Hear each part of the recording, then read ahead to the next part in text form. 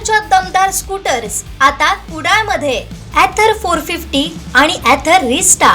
आजच भेट द्या Ather showroom, Mumbai Goa highway, Kudal, hotel spice कोकणच्या समोर. संपर्क 9730 10 64 77.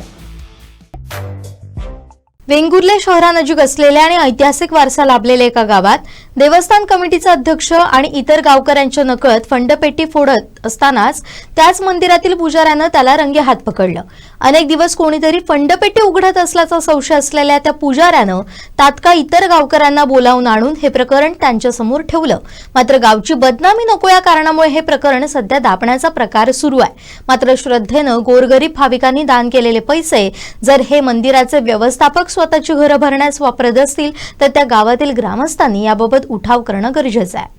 याबाबत सूत्रांकडून मिळालेल्या माहितीनुसार वेंगुर्ले शहरानजीकचं एक ऐतिहासिक वारसा लाभलेलं छोटंसं निसर्ग संपन्न गाव. या गावात नुकतंच 1 महिन्यांपूर्वी देवस्थानचे काही धार्मिक कार्यक्रम मोठ्या उत्साहात पार पडले. या गावातील एका मंदिरातील पुजाऱ्याला संशय होता की कोणीतरी देवळातील फंडपेटी उघडत आहे, म्हणून त्या पुजाऱ्यानं फंडपेटीच्या चावीच्या छिद्राला चुना लावून ते छिद्र बंद केलं. मात्र काही दिवसांनी पुन्हा ती फंडपेटी उघडल्याचं त्या पुजाऱ्याच्या लक्षात आलं. आपण मंदिरातील पुजारी आहे, उद्या जर गावकऱ्यांनी फंडपेटी उघडली तर त्यात कमी पैसे मिळाले तर हे प्रकरण नाहक आपल्यावर येऊ शकतं, असा विचार करून त्यानं फंडपेटी उघडणाऱ्या व्यक्तीला रंगेहात पकडायचं ठरवलं.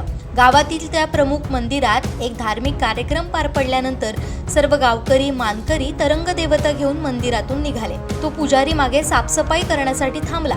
मात्र त्याच वेळी मंदिरात कोणी नसल्याची संधी साधत त्या गावातील देवस्थान कमिटीच्या अध्यक्षानं मंदिरात येऊन फंडपेटी उघडून त्यातील काही पैसे काढण्यास सुरुवात केली. त्याचवेळी त्या ठिकाणच्या मंदिराच्या बाजूला असलेल्या पुजाऱ्यानं तिथं येत त्या अध्यक्षाला रंगेहात पकडलं आणि नुकतंच मंदिरातून गेलेल्या गावकऱ्यांना मंदिरात पाचारण केलं. घडलेला सर्व प्रकार त्यांच्या कानावर घातला. याबाबत त्याच गावातील काही गावकऱ्यांकडून मिळालेल्या माहितीनुसार गावची बदनामी नको म्हणून हे प्रकरण त्या ठिकाणी मिटवण्यात आलं. मात्र याच गावातील काही गावकरी या प्रकरणाच्या मुळाशी जात असून CCTV फुटेज मिळवलंय. लवकरच ते याबाबत योग्य निर्णय घेणार असल्याचं सांगितलंय.